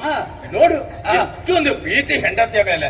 ಅದನ್ನೆಲ್ಲ ನೋಡುವಾಗ ಗಂಡ ಹೆಂಡತಿ ಇದ್ರೆ ಹಾಗಿರ್ಬೇಕು ಎಂಬುದಾಗಿ ಎಲ್ಲರೂ ಭಾವಿಸಬೇಕು. ಅಂತಹ ಪ್ರೀತಿಯನ್ನು ತೋರಿಸಿದ. ರಾವಣ ಸತ್ತನ, ಸೀತೆಯನ್ನು ವಿಭೀಷಣ ಕರ್ಕೊಂಡು ಬಂದ. ಆವಾಗ ಸೀತೆ ನೋಡಿ ಇವ ಹೇಳುದು, ನೋಡು ರಾವಣನನ್ನು ಕೊಂದಿದ್ದೇನೆ, ನಿನ್ನನ್ನು ಬಿಡುಗಡೆ ಮಾಡಿದ್ದೇನೆ, ನಿನಗೆ ಎಲ್ಲಿ ಬೇಕಾದ್ರೂ ಹೋಗಬಹುದು. ಲಕ್ಷ್ಮಣನ ಜೊತೆಯಲ್ಲಿ ಬೇಡ, ವಿಭೀಷಣನ ಜೊತೆಯಲ್ಲಿ ಇರ್ತೀಯೋ ಇರು, ಮಂಗಗಳ ಜೊತೆಯಲ್ಲಿ ಇರ್ತೀಯೋ ಇರು, ನನ್ನ ಜೊತೆಯಲ್ಲಿ ಬರುದು ಬೇಡ. ಇದು ಗಂಡ ಹೆಂಡತಿಯ ಪ್ರೀತಿಯ ಅಲ್ಲ. ಅವ ವೀರಮಣಿ ಅಲ್ಲ ರಾಮ. ಅದೇ ಹೇಳಿದ್ದು, ವೀರಮಣಿ ಆದ್ರೆ ಹೆಂಡತಿಯನ್ನು ಕಳಕೊಳ್ಳುತ್ತಿರ್ಲಿಲ್ಲ. ಮೊದಲೇ ಯೋಚಿಸಿ ನೀನು. ವೀರಮಣಿ ಆದ್ರೆ ಅವ ರಾಜ್ಯವನ್ನು ಬಿಟ್ಟು ಕಾಡಿಗೆ ಹೋಗ್ತಾ ಇರ್ಲಿಲ್ಲ. ಅದನ್ನು ಹೇಳಬೇಕಾ? ನಿಮ್ಮ ಅಯೋಧ್ಯೆಯಲ್ಲಿ ಅದನ್ನು ಇನ್ನೊಂದು ಒಳ್ಳೆಯ ರಾಜಕೀಯ, ಅದರಂತ ರಾಜಕೀಯದ ಹಾಗೆ ಮತ್ತೊಂದು ಕಡೆಯಲ್ಲಿ ಇರುವುದಿಲ್ಲ ಎಂಬುದಾಗಿ ಹೇಳಿದೆ. ಅಲ್ಲಿ ಒಬ್ಬ ನಾಯಕನಾಗಿ ದಶರಥನ ಒಂದು ತೀರ್ಮಾನವನ್ನು ಪ್ರಕಟಪಡಿಸಿದ ಮೇಲೆ ಅದು ನಡೆಯಬೇಕಾ ಬೇಡವಾ? ಅಲ್ಲಿ ನಡೆದಿದ ನಡೆಯಲಿಲ್ಲ. ಪ್ರಾಧಾನ್ಯ ಸಿಕ್ಕಿತು. ಅದು ಮತ್ತೆ ಅಲ್ವಾ? ಈಗ ಕೈಕೆ ಹೇಳಿದ್ದೇನು, ರಾಮನಿಗೆ 14 ವರ್ಷ ವನವಾಸ, ಭರತನಿಗೆ ಪಟ್ಟಾಗಬೇಕಂತ. ಸರಿ, ನಿರ್ಧಾರ ಮಾಡುವುದಕ್ಕಿಂತ ಮುಂಚಿತವಾಗಿ ಗಂಡ ಹೆಂಡತಿಯಲ್ಲಿ ಒಂದು ಸಲಹೆ ಸೂಚನೆ ಕೇಳುವ ಕ್ರಮ ಉಂಟಾ ಇಲ್ವಾ? ಉಂಟು. ದಶರಥ ಯಾಕೆ ಕೇಳಲಿಲ್ಲ? ವಸಿಷ್ಠರಿಗಿಂತ ಹೆಚ್ಚು ಹೆಂಡತಿ ಅಲ್ಲ. ಸರಿ ಸರಿ, ಅದೇ ಒಪ್ಪಿಕೊಳ್ಳುವ, ಅದು ಸತ್ಯ ತಾನೆ? ನಿಜ, 100ಕ್ಕೆ 100 ಸತ್ಯ, ಅನುಮಾನವೇ ಇಲ್ಲ. ಹಾಗಾದ್ರೆ ಆಮೇಲೆ ಕೈಕೆ ಪ್ರಕಟಪಡಿಸಿದಂತ ಆ ಮಾತನ್ನು ಯಾಕೆ ದಶರಥ ಒಪ್ಪಿಕೊಂಡ? ಮೊದಲು ಕೊಟ್ಟ ಮಾತು ಅಲ್ಲ, ವಸಿಷ್ಠರಿಗಿಂತ ಹೆಂಡತಿ ದೊಡ್ಡದಲ್ಲ. ಹೌದು. ಈಗ ವಸಿಷ್ಠರೊಂದಿಗೆ ದೊಡ್ಡದಲ್ಲ ಅಂತ ಆಡಿದ್ದು ಯಾವುದಕ್ಕೆ? ಸಮಾಲೋಚನೆ. ಮುಹೂರ್ತ ಹೇಳಿದ್ಯಾ? ಅದು ಮಂಗ ಬುದ್ಧಿ ಅಂತ ಹೇಳುದು. ಅಲ್ಲಲ್ಲ, ಮುಹೂರ್ತ ಹೇಳಿದ್ದು ಮಂಗ ಬುದ್ಧಿ ಅಂತ ಹೇಳುದು. ನಿಮಗೆ ಬೇಕಾದ ಹಾಗೆ ವಸಿಷ್ಠರನ್ನು ಮತ್ತು ಅವರು ಸತ್ಯಗಾಮ ಜಾಬಾಲ ಋಷಿ ಅವರು ಅಥವಾ ವಿಶ್ವಾಮಿತ್ರರನ್ನು ತರ್ತೀರಿ. ನಾವೆಲ್ಲ ಹೇಳಿದಾಗ ಅದು ಹಾಗಲ್ಲ, ಅದು ಹೇಗೆ ಹೀಗೆ ಅವ ಜಗತ್ತಿಗೊಡೆಯ, ಅವ ರಾಮ, ಅವ ಸೋಮ, ಅವ ಭೀಮ. ಮುಚ್ಚುಬಾಯಿ, ನಿನ್ನ ರಾಮನ ಬಗ್ಗೆ ನಾನೇನು ಅರಿಯದವನಲ್ಲ. ರಾಮ ಎಷ್ಟು, ಏನು, ಎಲ್ಲಿ ಎಂಬುದನ್ನು ಸರಿಯಾಗಿ ತಿಳಿದುಕೊಂಡಿದ್ದೇನೆ. ತಂದೆ ಮಾತನ್ನು ನಡೆಸುವುದಕ್ಕೆ ಕಾಡಿಗೆ ಹೋದ ಅಲ್ವಾ? ಈಗ ಅದರಲ್ಲಿ ನಾವು ಯೋಚಿಸುವ. ಈಗ ದಶರಥನಿಗೆ ಕೈಕೆ ಕೇಳಿದಂತ 2 ವಾಕ್ಯ ಯಾವುದು? ಒಂದು ರಾಮನಿಗೆ 14 ವರ್ಷ ವನವಾಸ, ಮತ್ತೊಂದು ಭರತನಿಗೆ ಪಟ್ಟ. ಹೌದಲ್ವಾ? ಈ ಮಾತನ್ನು ನಡೆಸುವುದಕ್ಕೆ ದಶರಥ ಸಮರ್ಥನಾದ. ನಮ್ಮಲ್ಲಿ ಅದನ್ನೆಲ್ಲ ಏನು ಹೇಳುದು ಗೊತ್ತುಂಟ? ಕೊಳಕು ರಾಜಕೀಯ ಅಂತ. ಹೌದು, ಅಯೋಧ್ಯೆಗೆ ಸಂಬಂಧಪಟ್ಟದ್ದು ಆಗಿರಬಹುದು, ಅಥವಾ ನಿಮ್ಮ ಮಂಗಗಳಿಗೆ ಸಂಬಂಧಪಟ್ಟದ್ದಾದ್ರೆ ಅದು ದೊಡ್ಡದೇ. ಅದು ಬುದ್ಧಿಜೀವನೆಲ್ಲ ಅದನ್ನು ಹೇಳಿದ್ರೆ ಅದು ತಪ್ಪು. ಗೊತ್ತಾಯ್ತಲ್ಲ? ನಮ್ಮದು ಕೊಳಕು ರಾಜಕೀಯ. ಕೊನೆಗೆ ಕೊಡು, ಬಿಡು. ಉತ್ತರ ಗೊತ್ತುಂಟು ನನಗೆ, ಕೊಡ್ತೀಯ ಅಂತ ಅದಲ್ಲ. ಈಗ ಒಬ್ಬ ಹಿರಿಯ ಮಗನಾಗಿ ರಾಮ ಅದನ್ನು ಪಾಲಿಸುವುದಕ್ಕೆ ಮುಂದಾದ. ಸರಿ ಅಲ್ವಾ? ನೀವು ಅದನ್ನಲ್ವ ಹೇಳೋದು. ಈಗ ರಾಮ ಹೇಳೋದಿದ್ರೆ ಕಾಡಿಗೆ ಹೋದ, ಒಪ್ಪಿಕೊಳ್ಳುತ್ತೇನೆ. ಮತ್ತೊಂದು ಮಾತು ಉಳಿತಾ ಇಲ್ವಾ? ಯಾವುದು? ಭರತನಿಗೆ ಪಟ್ಟ. ಯಾರು ನಡೆಸುವುದು? ಈಗ ದಶರಥ ಸತ್ತು ಹೋದ. ಅವ ಮೊದಲು ನಡೆಸಲಿಲ್ಲ, ಆಮೇಲೆ ನಡೆಸುವುದಿಲ್ಲ. ಅವನ ದೌರ್ಬಲ್ಯವನ್ನು ನಾವು ಮೊದಲೇ ಕಂಡುಕೊಂಡಿದ್ದೇವೆ. ಈಗ ರಾಮ ಮುಂದೆ ನಿಂತು ಭರತನಿಗೆ ಪಟ್ಟವನ್ನು ಕೊಡಬೇಕಿತ್ತು. ಕೊಟ್ಟಿದ್ದಾನ? ಕೊಡ್ಲಿಲ್ಲ. ಈ ಭರತ ಪಾಪ ಒಳ್ಳೆಯವ, ತುಂಬಾ ಒಳ್ಳೆಯವ. ನೀನು ಅವನನ್ನು ಬೇಕಾದ್ರೆ ಹೋಗೋಣ, ನಾನು ಖಂಡಿತ ಒಪ್ಪಿಕೊಳ್ಳುತ್ತೇನೆ. ರಾಮನಿಲ್ಲದ ಕ್ಷೇತ್ರ ನನಗೆ ಬೇಡ ಎಂಬುದಾಗಿ ರಾಮನನ್ನು ಹುಡುಕಿಕೊಂಡು ಹೋದ. ಒಂದು ಭ್ರಾತೃ ಪ್ರೇಮ ಅಲ್ವಾ? ಹೋದ, ನೀನು ಬರಬೇಕು ಅಂತ ಕೇಳಿದ. ರಾಮ ಬರ್ಲಿಲ್ಲ. ಬದಲಾಗಿ ಅವ ಹಾಕುವಂತ ಪಾದರಕ್ಷೆಯನ್ನು ಕೊಟ್ಟ. ಇವ ಹೊತ್ತುಕೊಂಡು ಬಂದ. ತುಂಬಾ ಒಳ್ಳೆಯವ ಭರತ, ಆದ್ದರಿಂದಲೇ ಪಾದರಕ್ಷೆಯನ್ನು ಹೊತ್ತುಕೊಂಡು ಬಂದ. ಬೇರೆ ಯಾರಾದ್ರೂ ಅದನ್ನು ಬಿಸಾಡಿಕೊಂಡು ಬರ್ತಿದ್ರು. ಬಿಡು. ಎಲ್ಲಿಗೆ ಬಂದ? ಪೀಠದಲ್ಲಿ ಕೂತ. ಅವ ಭರತ. ಹೌದು, ಒಳ್ಳೆಯವ. ಹಾಗಾಗಿ ವೀರಮಣಿ ಅಲ್ಲ. ಅವನಿಗೆ ಮುಂದಿನ ಜನರು ಏನು ಹೇಳುತ್ತಾರೆ ಎಂಬುದರ ಬಗ್ಗೆ ಅವನಿಗೆ ಯೋಚನೆ ಇಲ್ಲ. ಪಾಪ ರಾಮ ಒಳ್ಳೆಯವ ಎನ್ನುವಂತ ಭಾವನೆ ಇದ್ದದ್ದು. ಈ ರಾಮನಿಗೆ ಒಂದು ಬುದ್ಧಿ ಉಂಟು. 14 ವರ್ಷ ನಾನೊಂದು ರಾಜ್ಯದಿಂದ ಹೊರಗಿದ್ರೆ ಅದು ರಾಮನಿಗೆ ಅಂತಲ್ಲ, ಈ ಪ್ರಪಂಚದಲ್ಲಿ ಒಂದು ನಿಯಮ ಉಂಟು. 14 ವರ್ಷ ಒಂದು ರಾಜ್ಯದಿಂದ ಹೊರಗಿದ್ದಾರೆ ಅವ ಮತ್ತೆ ರಾಜ್ಯವನ್ನು ಪ್ರವೇಶ ಮಾಡುವುದಕ್ಕಿಲ್ಲ. 12 ವರ್ಷ ಲೆಕ್ಕದಲ್ಲಿ 12 ವರ್ಷ ಒಂದು ರಾಜ್ಯದಿಂದ ಹೊರಗೊಳಿದ್ರೆ ಅವ ಮತ್ತೆ ರಾಜ್ಯಕ್ಕೆ ಬರ್ಲಿಕ್ಕಿಲ್ಲ ಅಂತ. ಇಲ್ಲಿ ರಾಮನೇ ಮುಂದೆ ನಿಂತು ಭರತನಿಗೆ ಪಟ್ಟಾಭಿಷೇಕವನ್ನು ಮಾಡಿದ್ರೆ ಮತ್ತೆ ರಾಮ ಬಂದೆಂತದ್ದು ಮಾಡುವುದು? ಭರತನಿಗೆ ಗಾಳಿ ಹಾಕುವುದಾ? ರಾಮ ಬುದ್ಧಿವಂತ, ನೀ ಅವನನ್ನು ಹೊಗಳುದಲ್ಲ, ಬುದ್ಧಿವಂತ. ಅದಕ್ಕೆ ಬೇಕಾಗಿ ಭರತನಿಗೆ ಪಟ್ಟಾಭಿಷೇಕ ಮಾಡಿದ್ದೇ ಇಲ್ಲ, ಮಾಡ್ಲಿಲ್ಲ. ಅವ ಒಂದು ವೇಳೆ ರಾಮ ಬರುವುದಿಲ್ಲ ಅಂತ ಹೇಳಿದ ಮೇಲೆ ಹಿಂದೆ ಬಂದು ವಶಿಷ್ಠಾದಿ ಮುಖ್ಯರು, ಸುಮಂತ್ರ ಮುಂತಾದಂತ ಮಂತ್ರಿಗಳಲ್ಲಿ ವಿಷಯವನ್ನು ಹೇಳಿ ತಾನು ಭಟ್ಟವನ್ನು ಏರಿದ್ರೆ ಅದಕ್ಕೆ ಬೇಕಾಗಿ ಈಗ ನನ್ನ ಪಾದುಕನ್ನು ಇಟ್ಟು ಬಿಡು, ಆ ಪೀಠದಲ್ಲಿ ಇಟ್ಟು ಬಿಡು, ನೀನು ಹೊರಗೆ ಕೂತ್ಕೋ ಎಂಬುದಕ್ಕೆ ಯೋಚಿಸಿ ಆ ಪಾದುಕೆಯನ್ನು ಕೊಟ್ಟ. ಸರಿ. ಇವನು ಹಾಗೆ ಆ ನಂದಿ ಗ್ರಾಮದಲ್ಲಿ ಉಳಿಯಲಿಲ್ಲ, ಅಯೋಧ್ಯೆಯಲ್ಲಿ ಉಳಿಯಲಿಲ್ಲ. ನಂದಿ ಗ್ರಾಮಕ್ಕೆ ಹೋದ. ಅಲ್ಲಿ ರಾಮನ ಹಾಗೆ ನಾನು ಬದುಕುತ್ತೇನೆ ಎಂಬುದಾಗಿ ಭಾವಿಸಿಕೊಂಡ. ಹಾಗಂತಲೇ ಒಂದು ಮಾತು ಹಾಗೆ ಉಳಿತಾ ಇಲ್ವಾ? ಭರತನ ಪಟ್ಟಾಭಿಷೇಕ. ಹಾಗಾದ್ರೆ ಪಿತೃವಾಕ್ಯ ಪರಿಪಾಲನೆ ಎನ್ನುವುದು ಎಲ್ಲಿ ನಡೆಯಿತು? ಅದು ನಡೆಯಲಿಲ್ಲ ಎನ್ನುವುದಕ್ಕೆ ಕಾರಣ ಈ ರಾಮನಿಗೆ ಅಧಿಕಾರದ ಒಂದು ಆಸೆ, ಅಸ್ವಾರ್ಥ. ಅದಕ್ಕೆ ಬೇಕಾಗಿ ಹಾಗೆ ಮಾಡಿದ. ಅಂತಹ ರಾಮನನ್ನು ನೀನು ಹೊಗಳ್ತಾ ಇದ್ದೀಯಲ್ಲ, ನಿನಗೆ ನಾಚಿಕೆ ಆಗುದಿಲ್ವಾ? ಸಂಪೂರ್ಣವಾಗಿ ರಾಮಚಾರಿತ್ರ್ಯದ ಬಗ್ಗೆ ನೀನು ಆಡಿದ್ದಷ್ಟನ್ನು ನಾನು ಪ್ರತ್ಯುತ್ತರ ಕೊಡದೆ ಗಮನಿಸುತ್ತಲೇ ಸುಮ್ಮನಾದೆ. ವೀರಮಣಿ ರಾಮನ ಕುರಿತಾಗಿ, ಅಯೋಧ್ಯೆಯ ರಾಜಧರ್ಮದ ಕುರಿತಾಗಿ, ಅಯೋಧ್ಯೆಯದ್ದು ಯಾವ ಕಾಲಕ್ಕೂ ರಾಜಕೀಯ ಅಲ್ಲ ವೀರಮಣಿ, ರಾಜಧರ್ಮ. ಅದರ ಕುರಿತಾಗಿ ನೀನು ತರ್ಕಿಸಿದ್ದನ್ನೆಲ್ಲ ಅವಲೋಕನ ಮಾಡುವಾಗ ನನಗೆ ನಿನ್ನನ್ನು ಏನು ಹೇಳಬೇಕು ಅಂತ ಗೊತ್ತಾಗೋದಿಲ್ಲ. ಬುದ್ಧಿಜೀವಿಂತಲ್ಲ, ಮೂರ್ಖನೇ.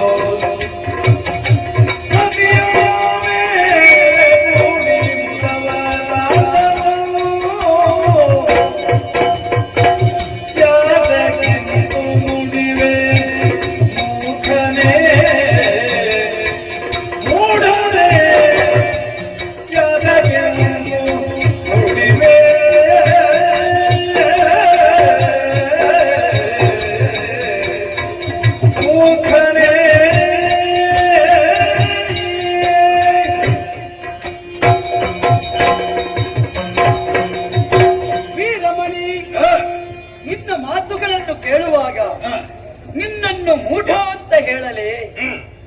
ಜ್ಞಾನಾದಿಚ್ಛೇತ ಮಹೇಶ್ವರಾತ್, ಪರಮೇಶ್ವರನ ಸಾನ್ನಿಧ್ಯವುಳ್ಳಂತಹ ಕ್ಷೇತ್ರದಲ್ಲಿ ನೀನಿದ್ದಿ. ಹಾಗಿದ್ರೆ ನಿನ್ನ ಜ್ಞಾನಕ್ಕೆ ಯಾವುದೋ ಒಂದು ಮಂಕು ಕವಿದಿದೆ ಎನ್ನುವುದು ಸ್ಪಷ್ಟ.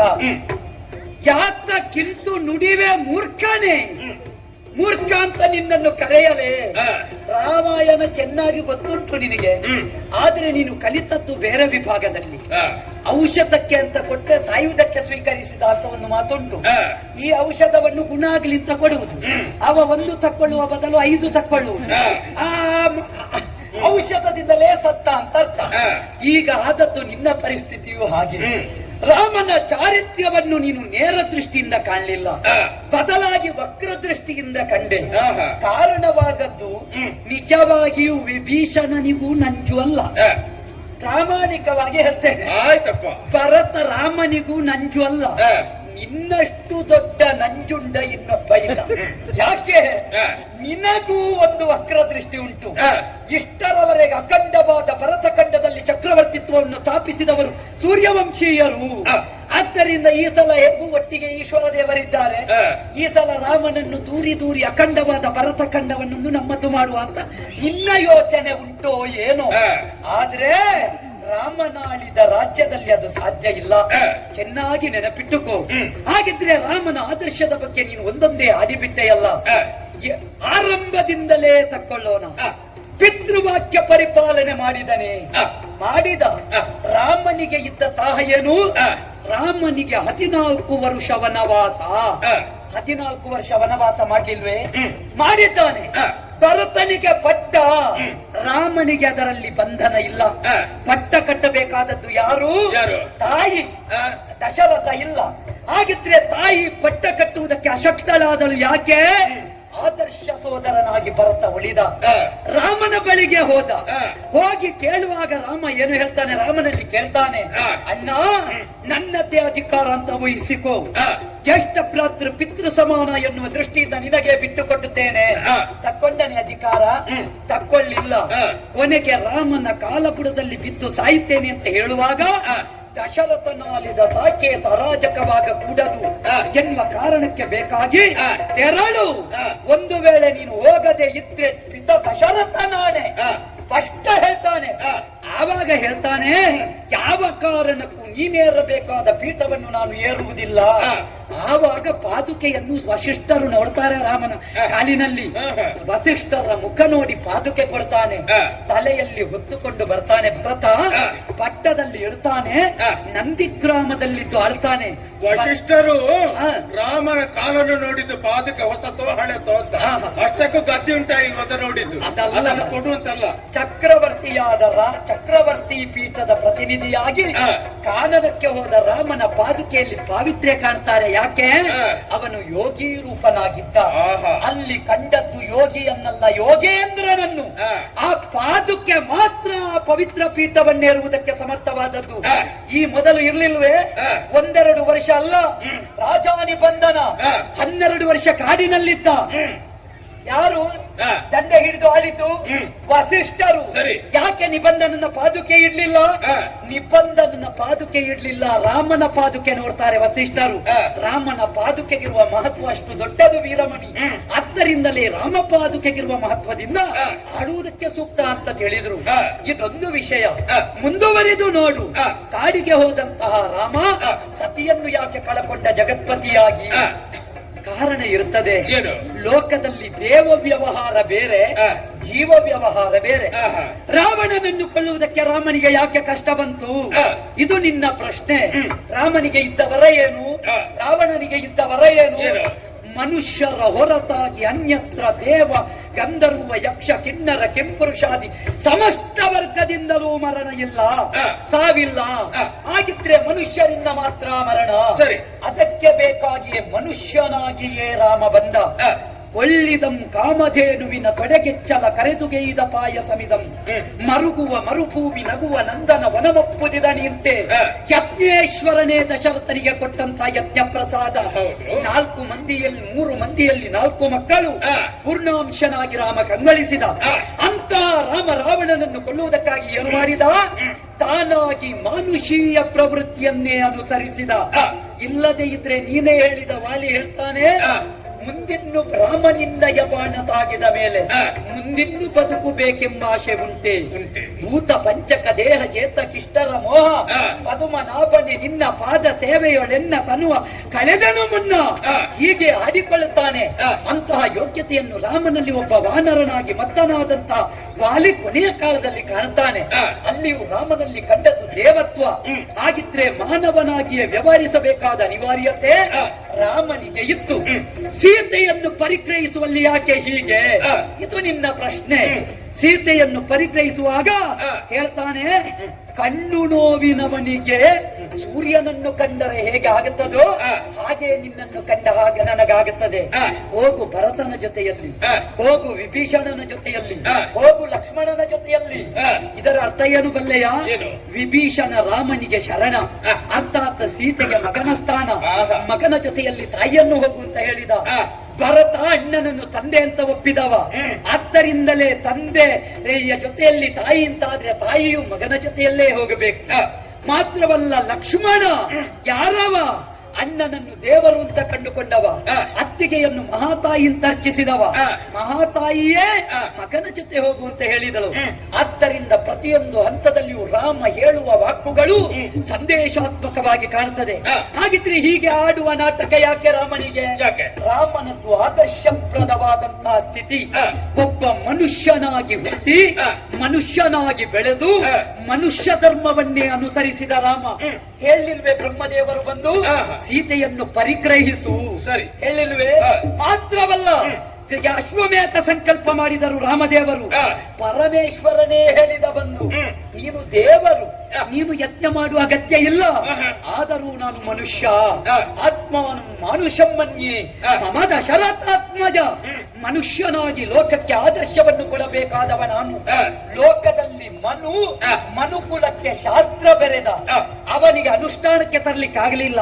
ಶ್ವೇತಕೇತು ಎನ್ನುವ ಸೂರ್ಯವಂಶದ ರಾಜ ಮನುಕುಲಕ್ಕೆ ಅದನ್ನು ಆದರ್ಶ ರೂಪವಾಗಿ ತಂದ.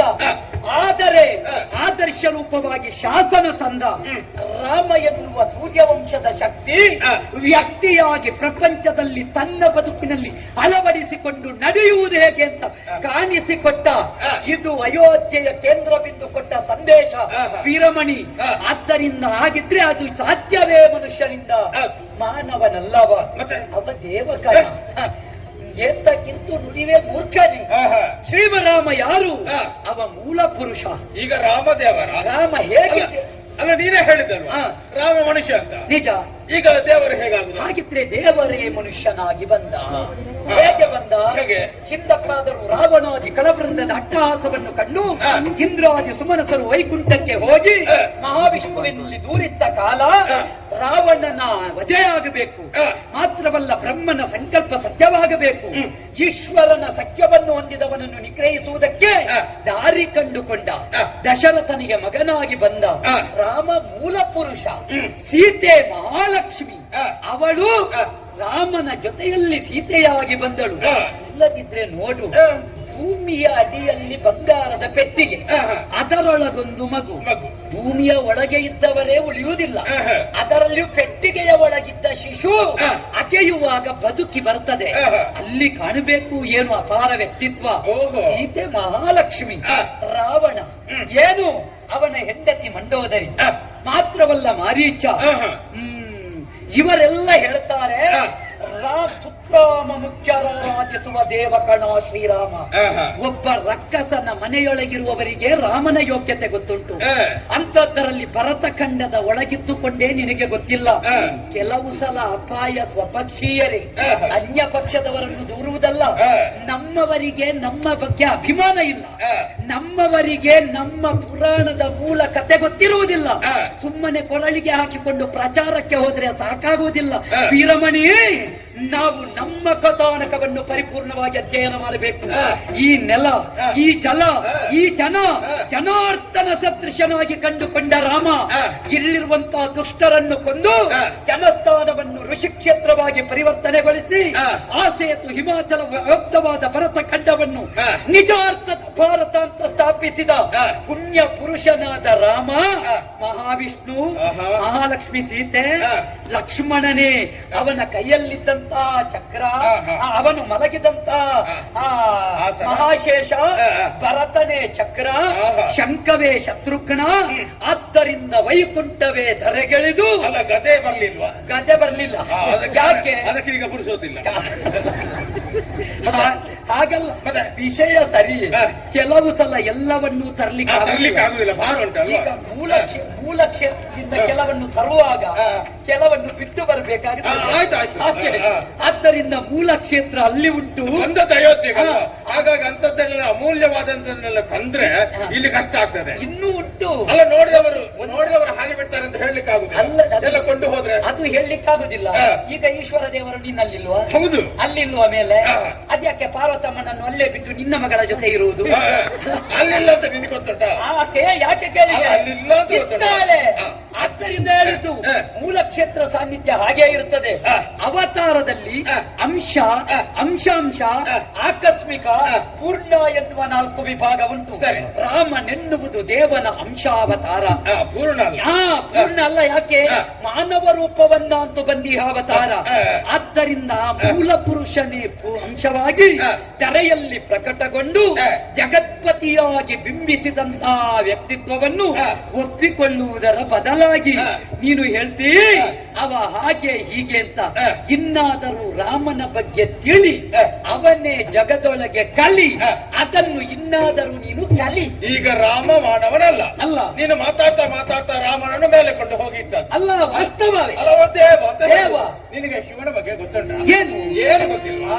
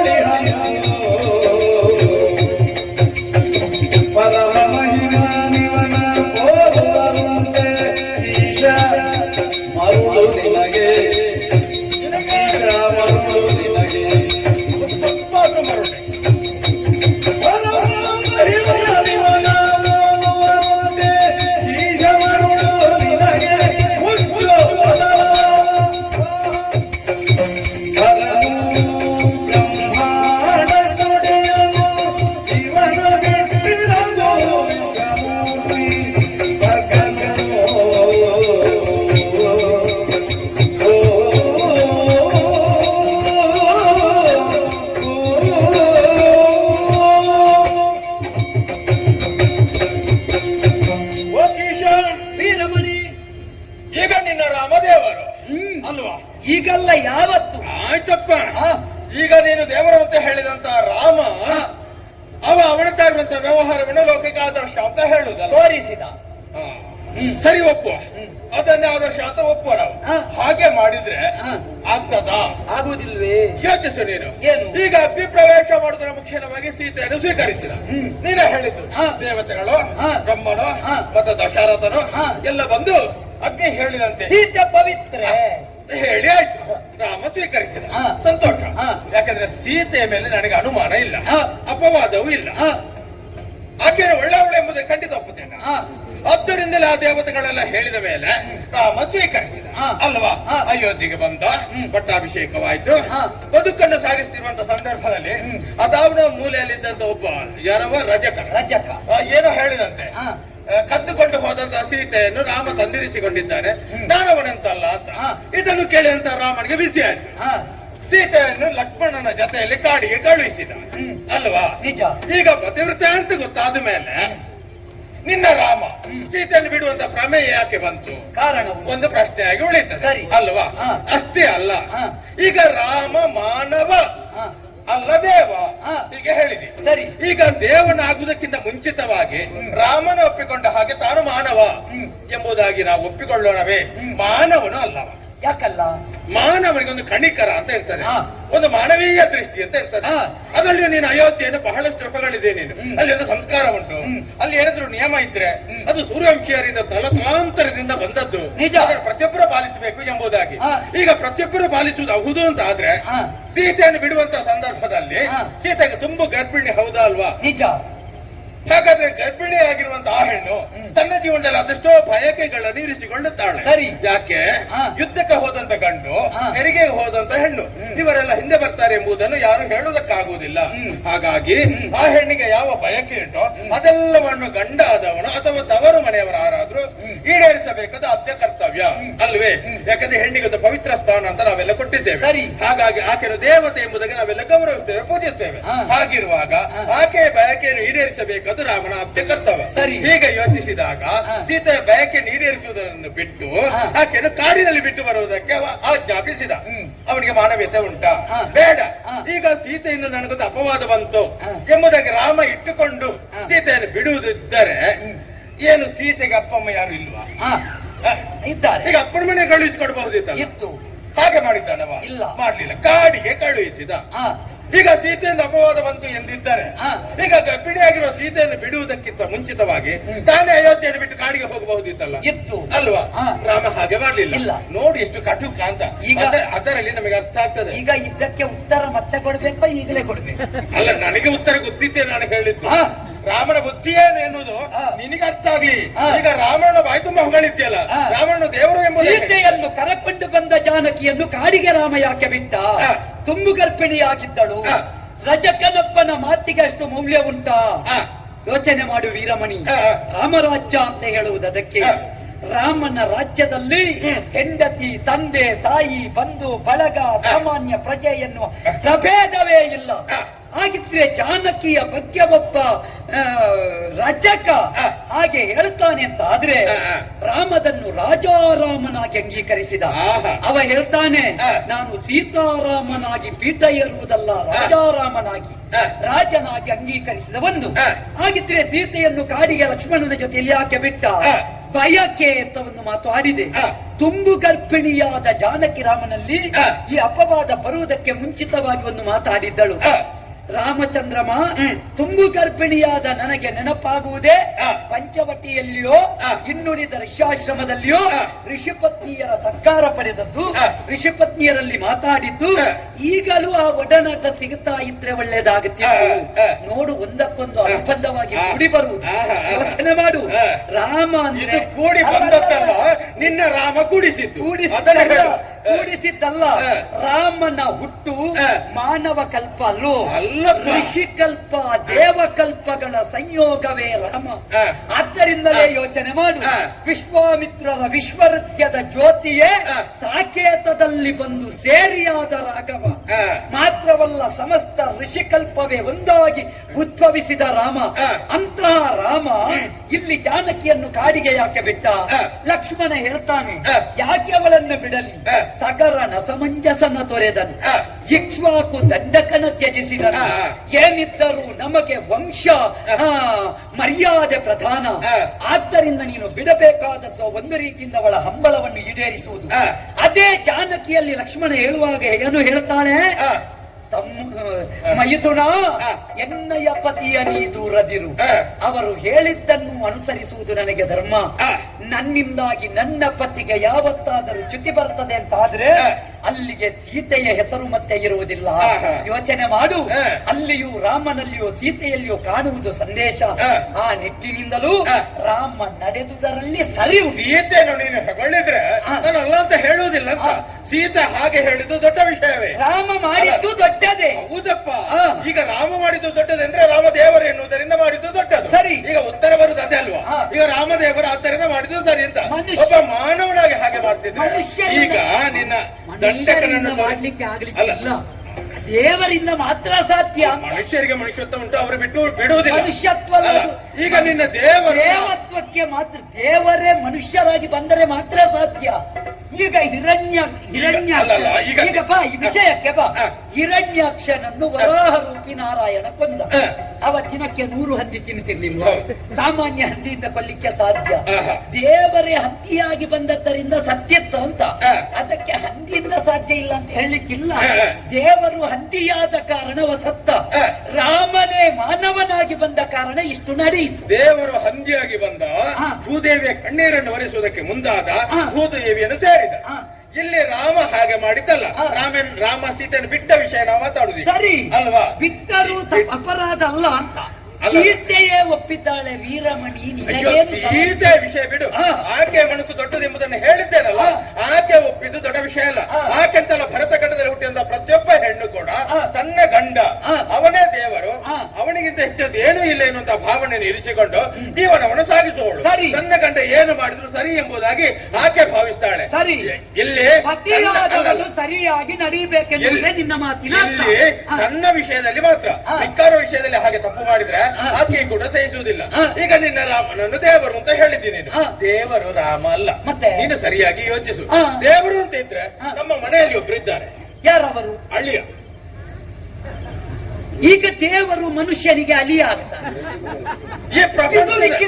ಈ ಪ್ರಪಂಚದಲ್ಲಿ ಹೆಣ್ಣು ಮಕ್ಕಳನ್ನು ಮದುವೆ ಮಾಡಿ ಕೊಡುವಾಗ ಅಳಿಯ ದೇವರು ಎಂಬುದಾಗಿ ಪಾದ ತೊಳೆದು ಹೆಣ್ಣು ಮಕ್ಕಳನ್ನು ಕೊಡುವ ಕ್ರಮ. ಅದು ಮನುಷ್ಯನೇ ಅಳಿಯಾದ್ರೂ ಅಳಿಯ ದೇವರೇ ಅಲ್ವಾ?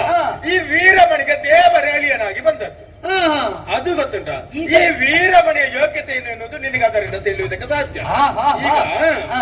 ಈ ಶಿವ ಭರ್ಗ ಅವನನ್ನು ನೀನು ದೇವರು ಅಂತ ನೀನು ಒಮ್ಮೆ ಆದ್ರೂ ಹೇಳಿದ್ಯಾ? ನೀನು ಒಪ್ಪುತ್ತೇನೆ. ಅಲ್ಲಲ್ಲ, ಒಪ್ಪುತ್ತೇನಂದ್ರೆ ದೇವರು ಅಂತ ಒಪ್ಪುತ್ತೇನೆ. ಸರಿ, ಅವನನ್ನು ದೇವರು ಅಂತ ಹೇಳಿದ್ರೆ ಸರಿ, ನಾವು ಒಪ್ಪುತ್ತೇವೆ. ಯಾಕೆ? ಈ ಪ್ರಪಂಚ ಪಂಚೀಕರಣದ ಒಂದು ವ್ಯವಸ್ಥೆ ಅಲ್ವಾ? ಪಂಚಭೂತಗಳಿಂದ ಪ್ರಪಂಚ ನಿರ್ಮಿಸಲ್ಪಟ್ಟದ್ದು. ಸರಿ, ಈ ಪಂಚಭೂತಗಳಿಗೆ ಮೂಲ ಯಾವುದು? ಶಿವ ಅಲ್ವಾ? ಹೌದು, ಓಹ ಅಲ್ಲ, ಹೌದೇ ಅದು. ಅಷ್ಟೇ ಅಲ್ಲ, ಅವನಿಗೆ 5 ಮುಖ ಉಂಟು ಅಲ್ವಾ? ಅಘೋರ, ಸತ್ಯೋಜಾತ, ತತ್ಪುರುಷ, ವಾಮದೇವ, ಈಶಾನ ಅಲ್ವಾ? ಈ 5 ಮುಖ ಪಂಚಭೂತಗಳ ಪ್ರತೀಕ. ಆ ಮುಖದಿಂದಲೇ ಪಂಚಭೂತಗಳು ಸೃಷ್ಟಿಯಾದದ್ದು. ಮತ್ತೆ ಪಂಚ ಕರ್ಮೇಂದ್ರಿಯ, ಪಂಚ ಜ್ಞಾನೇಂದ್ರಿಯ ಅಂತೆಲ್ಲ ಉಂಟಾ? ಅದೆಲ್ಲ ಶಿವನಿಂದ ಆದದ್ದು, ಗೊತ್ತಾಯ್ತಾ? ಇನ್ನು ಪಂಚ ತನ್ಮಾತ್ರೆಗಳು ಅಂತ ಉಂಟಾ? ಅದು ಶಿವನಿಂದ ಆದದ್ದು. ಇನ್ನು ಪುರುಷ, ಪ್ರಕೃತಿ, ಬುದ್ಧಿ, ಅಹಂಕಾರ, ಮನಸ್ಸು ಎನ್ನುವಂತ ಪಂಚ ತತ್ವಗಳು ಅದು ಎಲ್ಲಿಂದ ಬಂದದ್ದು? ಅದು ಶಿವನಿಂದ ಬಂದದ್ದು. ಅಷ್ಟೇ ಅಲ್ಲ, ಪ್ರತಿಷ್ಠಾ, ನಿವೃತ್ತಿ, ವಿದ್ಯಾ, ಶಾಂತಿ, ಶಾಂತ್ಯಾತೀತ ಎನ್ನುವುದೊಂದು ಉಂಟಾ ಇಲ್ವಾ? ಅದೆಲ್ಲ ಎಲ್ಲಿಂದ ಬಂದದ್ದು? ಅದು ಶಿವನಿಂದ ಬಂದದ್ದು. ಹಾಗಾದ್ರೆ ಶಿವನೇನು? ಅವ ಬ್ರಹ್ಮಾಂಡ ನಾಯಕ. ಅದನ್ನು ಬೇಕಾದ್ರೆ ನೀನು ಹೇಳು, ನಾನು ಒಪ್ಪುತ್ತೇನೆ. ಶಿವ ಪ್ರತಿಯೊಂದು ವಸ್ತುವಿನಲ್ಲಿ ಇದ್ದಾನೆ. ಈಗ ನಮ್ಮ ಅರಮನೆಯೊಳಗಿದ್ದಾನೆ ಎನ್ನುವ ಕಾರಣದಿಂದ ಅವ ಕೈಲಾಸದಲ್ಲಿ ಇಲ್ಲ, ಪಾರ್ವತಿಯ ಜೊತೆಯಲ್ಲಿ ಇಲ್ಲ, ಗಣಪತಿಗೆ ಅಪ್ಪನಾಗಿ ಉಳಿಲಿಲ್ಲ ಎಂಬುದಾಗಿ ಹೇಳಲಿಕ್ಕಿಲ್ಲ. ಅವ ದೇವರು, ಅವ ಅಲ್ಲಿಯೂ ಇದ್ದಾನೆ, ಇಲ್ಲಿಯೂ ಇದ್ದಾನೆ. ಈಗ ನಿನ್ನ ರಾಮ ಅಲ್ಲಿಯೂ ಸೀತಾರಾಮನಾಗಿದ್ದಾರ? ಇಲ್ಲ, ಅವ ಇಲ್ಲಿ ಮಾತ್ರ ಇರುವುದು. ಇನ್ನು ನೋಡು, ಈ ಭೂಮಿ ಶಿವನಿಂದಲೇ ಆದದ್ದು ಎನ್ನುವುದಕ್ಕೆ 1-2 ಉದಾಹರಣೆ. ನೀನು ಭೂಮಿಯಲ್ಲಿ ನಿಂತು ಭೂಮಿಯನ್ನು ನೋಡಿದ್ರೆ ಗೊತ್ತಾಗಲಿಕ್ಕಿಲ್ಲ. ಭೂಮಿಗಿಂತ ಸ್ವಲ್ಪ ಮೇಲೆ ಹೋಗಿ ನೀನು ಭೂಮಿಯನ್ನು ನೋಡ್ಬೇಕು. ಹೇಗೆ ಕಾಣ್ತದೆ? ಭೂಮಿಯೊಂದು ಗುಂಡು ಕಲ್ಲಿನ ಹಾಗೆ ಅಲ್ವಾ? ಹಾಗೆ ಕಾಣ್ತದೆ. ನೀನು ನೋಡಿರ್ಲಿಕ್ಕಿಲ್ಲ, ಅಲ್ಲಲ್ಲ, ನಾನಾದ್ರೂ ನೋಡಿರಬಹುದು. ಸರಿ, ನೋಡಿದ್ಯಲ್ಲ, ನನಗೆ ನಂಬಿಕೆ ಉಂಟು, ಒಪ್ಪಿಗೆ ಉಂಟು. ಬೇಕಾದ್ದು ನಿನಗಲ್ಲ, ನೀನ್ ನೋಡಿದ್ದಿ. ಎಂತದದು ಗುಂಡಾಗಿರುವುದು? ಅದು ಶಿವಲಿಂಗದ ಆಕೃತಿ ಇರುವುದು. ಉರಿತಿರುವ ದೀಪವನ್ನು ನೀನು ನೋಡಿದ್ಯಾ? ಹೇಗೆ ಕಾಣ್ತದೆ? ಒಂದು ಲಿಂಗ ಆಕಾರದಲ್ಲಿ ಕಾಣ್ತದೆ ಅಲ್ವಾ? ಯಾಕೆ ಮರದ ಆಕಾರದಲ್ಲಿ ಕಾಣುವುದಿಲ್ಲ? ಕಾಣಬಹುದು.